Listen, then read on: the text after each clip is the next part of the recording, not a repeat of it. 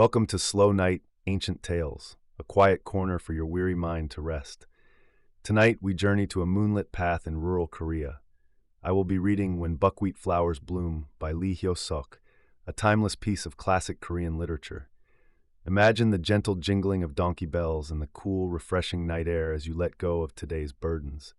So get comfortable, close your eyes, and let us wander into a story bathed in soft, silvery moonlight. When Buckwheat Flowers Bloom. The summer market was a lost cause from the start. The sun was still high in the middle of the sky, but the market square was already deserted. The hot rays of the sun beat down mercilessly, roasting the backs of those sitting under the scattered awnings. Most of the villagers had already headed home, and though a few unsold woodcutters lingered aimlessly on the streets, one could not expect them to wait around forever. These were the sort who would be satisfied with trading for a bottle of kerosene or a meager cut of fish. Even the swarms of flies flying in annoyingly and the mischievous street urchins were a nuisance. Hyo-seok, a pockmarked, left-handed cloth merchant, finally spoke up to his fellow trader, Jo-seon-dal. "Shall we pack it up?" "Good idea. Have we ever really made a decent sale here at the Bongpyeong market? We'll just have to make our fair share tomorrow at the Daewha market. We'll have to walk all night tonight, won't we? The moon will be up, won't it?"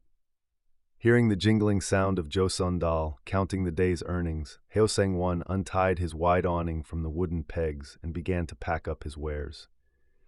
Bales of cotton and rolls of silk tightly filled his two large wicker trunks. On the straw mat, only scattered scraps of fabric remained. The other merchants had also mostly packed up their stalls. Some groups had already left with quick haste. The fishmonger, the tinker, the taffy seller, the ginger merchant, none of them were anywhere to be seen. Tomorrow, markets would open in Jinbu and Daewha. The merchants had no choice but to trudge through the night, walking 60 or 70 ri in whichever direction they chose. The market square was as messy as a courtyard after a great feast, and fights had broken out in the taverns. The shrill, sharp voice of a woman pierced through the curses of drunken men. The evening of a market day, as if by rule, always began with a woman's shouting. "Sang-won, you can play innocent, but I know everything. I'm talking about the Cheongju Tavern."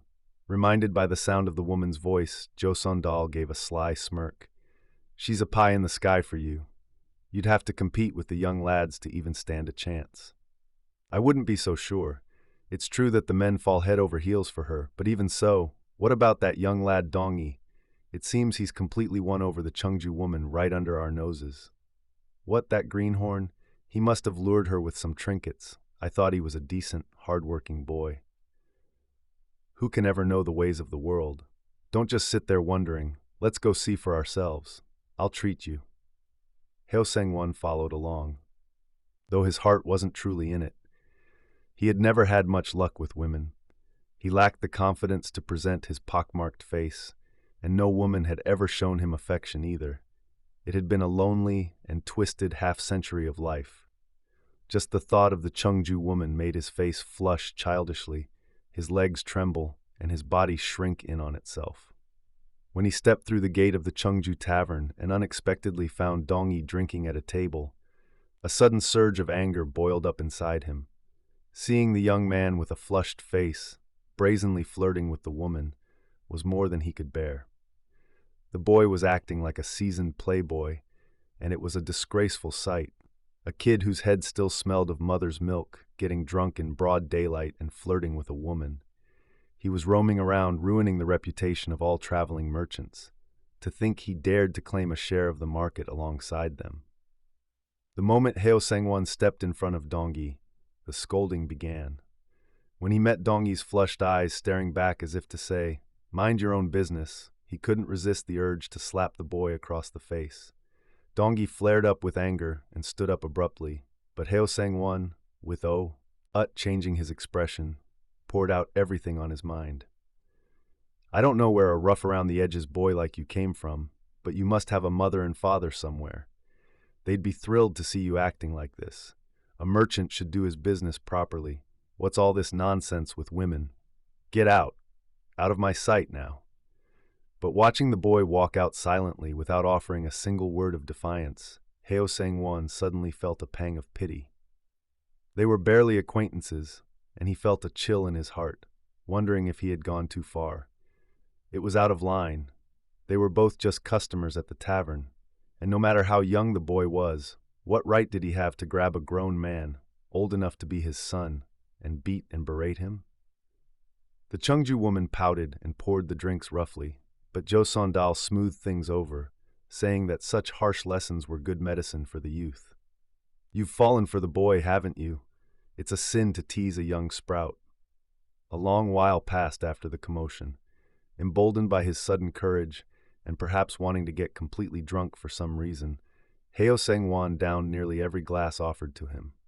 As he grew tipsy, he found himself worrying more about Dongyi's well-being than thinking about the woman. A part of him harshly scolded his own foolishness. What did I plan to do anyway, stealing the woman away like that with my face? That was why, when Dongyi came running back breathlessly in a panic some time later, Hyo-seok threw his glass aside and frantically rushed out of the tavern. "Sang-won, your donkey broke its tether and is going wild." It must be those mischievous brats, no doubt. It was a concern for the animal, yes, but Dongyi's kind heart also moved him. As he ran across the market square following the boy, his half-closed eyes felt like they were welling with hot tears. They are rough boys. There wasn't much I could do. I won't let anyone who torments my donkey get away with it. It was a beast that had shared half his life. Sleeping in the same taverns, bathed in the same moonlight, wandering from market to market, 20 years had aged the man and the beast together. The ragged mane on the donkey's neck was as frail and thinning as its master's hair, and its wet, gummy eyes wept room just like its master's. Its tail, worn short like a stubby broom, couldn't even reach its legs no matter how hard it swished to chase away the flies. He had lost count of how many times he had pared down its worn hooves and fitted it with new iron shoes. The hooves had long lost their ability to grow, and blood seeped thinly through the worn iron. It could recognize its master just by his scent. It welcomed him, crying out loudly with a pleading voice. When he stroked its neck gently, as if soothing a child, the donkey flared its nostrils and snorted softly, spraying mucus. The animal had caused Hyo-seok plenty of worry over the years. The children's teasing must have been severe, for the donkey's sweat-drenched body trembled violently, and it seemed unable to calm down. The halter was off, and the saddle had fallen to the ground. "You wicked brats!" Hyo-seok shouted, but the gang had already fled, and the few remaining children backed away nervously at his booming voice. "It wasn't us messing around. He just went crazy seeing a female," a snot-nosed kid yelled from a distance. "Watch your mouth, you little—" When Old Man Kim's donkey walked by, he started kicking up dirt and foaming at the mouth, jumping around like a mad cow. "It was so funny we were just watching. Look at his belly." The child shouted in a defiant tone and laughed loudly. Without realizing it, Hyo-seok's face grew hot. To block the crowd's stares, he had no choice but to step in front and cover the animal's belly. Acting up like that at his age, stupid beast. At the child's laughter, Hyo-seok flinched and, unable to endure it any Lee Hyo-seok grabbed his whip and chased after the boy. "Catch me if you can! The left-handed man is trying to hit someone." There was no catching a street urchin running at full speed. A left-handed man couldn't even manage to strike a single child. He threw the whip down. The alcohol was rushing to his head, and his body felt unusually flushed and hot. "Let's just leave. There's no end to it if we tangle with those brats. The street urchins in the market are more frightening than the adults." Jo Sondal and Dongyi each placed the saddles on their donkeys and began loading their goods. The sun seemed to have dipped quite low. Even after 20 years as a traveling cloth merchant, Hyo-seok rarely missed the Bongpyeong market. He traveled to neighboring counties like Cheongju and Jecheon, and even wandered as far as the Yeongnam region. But aside from going down to Gangneung to stock up on goods, he spent his life wandering from town to town within the county. Every 5 days, as sure as the phases of the moon, he crossed from one district to another. He proudly claimed Cheongju as his hometown, but it seemed he had never actually returned there to tend to it. The beautiful rivers and mountains along the roads from market to market were his true, beloved home. When he had walked steadily for half a day and was nearly arriving at a market village, and his weary donkey let out a loud, resonant bray, especially if it was evening and the lanterns were just beginning to flicker in the gathering dusk, Hyo-seok's heart would always leap with excitement, even though it was a familiar routine. In his younger days, he had saved up a decent amount of money through frugal living, but one year, when the Baekhyun festival was held in town, he played wildly, gambled it all, and lost everything in 3 days. He had almost been forced to sell his donkey, but out of heartbreaking affection, he grit his teeth and refused to let the animal go. In the end, back to square one, he had no choice but to begin his life as a traveling merchant all over again. When he fled the town with the beast, he had stood crying by the side of the road, stroking the donkey's back, whispering how glad he was that he hadn't sold it. Once he started accumulating debt, any hope of building wealth vanished, and he barely managed to keep himself fed by wandering from market to market. Even though he had played wildly in the past, he had never managed to win over a single woman. Women were cold and heartless creatures. He felt sorry for himself, believing he was destined to have no such connection in life. The only thing truly close to him was his one unchanging donkey, and yet he could never forget that one single first encounter. A strange and singular connection, the likes of which he had never experienced before or since. It had happened in his youth when he first started traveling to Bongpyeong, but whenever he thought of it, he felt that his life had been worth living. It was a moonlit night, but even now, I can't quite understand how it all happened. Tonight, too, Hyo-seok was about to bring up the same old story. Jo Son-dal had heard it so many times since they became friends that his ears were calloused. He couldn't exactly show his annoyance, but Hyo-seok would feign ignorance and repeat the story as if he simply had to. A story like this is meant for a moonlit night. He looked toward Jo Son-dal, but of course it wasn't out of apology, but because he was moved by the moonlight. The moon, just past full though slightly waning, was gently pouring down a soft, abundant light. It was an 80-ra journey through the night to Daewha, requiring them to cross 2 mountain passes, wade across a stream, and walk across open fields and mountain trails. The moon was now hanging over the long ridge of the mountain. It must have been past midnight, for in the deathly stillness, the beast-like breathing of the moon seemed close enough tellers, "Oh, touch," and the beanstalks and corn leaves were soaked in an even deeper silvery blue. The mountainside was covered entirely in buckwheat fields, and the newly blooming flowers, looking as though salt had been sprinkled over them, took one's breath away in the soft, flowing moonlight. The red stalks were delicate as a fragrance, and the donkey's steps were light and refreshing. Because the path was narrow, the 3 men rode their donkeys in a single file. The sound of the bells drifted brightly and clearly toward the buckwheat fields. Hyo-seok, riding in the front, was speaking, and though Dong-i, riding in the back, couldn't hear every word clearly, he felt comfortably at ease in his own cheerful mood. The market was open, and it was a night just like this. The dirt floor of the inn was too stifling hot to sleep. It must have been the middle of the night when I got up alone and went to the stream to bathe. Bongpyeong is the same now as it was then. Everywhere you look, there are buckwheat fields, and the stream banks are covered in white flowers. I could have just undressed on the rocky bank, but the moon was so incredibly bright that I went into the watermill to take my clothes off. Life is full of strange things, and right there, out of nowhere, I ran into the daughter of Mr. Song. She was the absolute beauty of Bongpyeong. I suppose it was just written in my stars. Jo Son-dal merely murmured in agreement, pulling on his pipe for a long while as if to save his words. The savory, purplish smoke flowed into the night air and melted away. She wasn't waiting for me, of course, but it wasn't like she was waiting for some other fellow either. The girl was crying. I had an idea why. Mr. Song's family was going through a terrible hardship, and they were on the verge of ruin. When the whole family is in trouble, how could the daughter not be worried? They wanted to marry her off to anyone decent who would take her, but she said she'd rather die than get married. But is there anything that pulls at a man's heartstrings quite like a crying woman?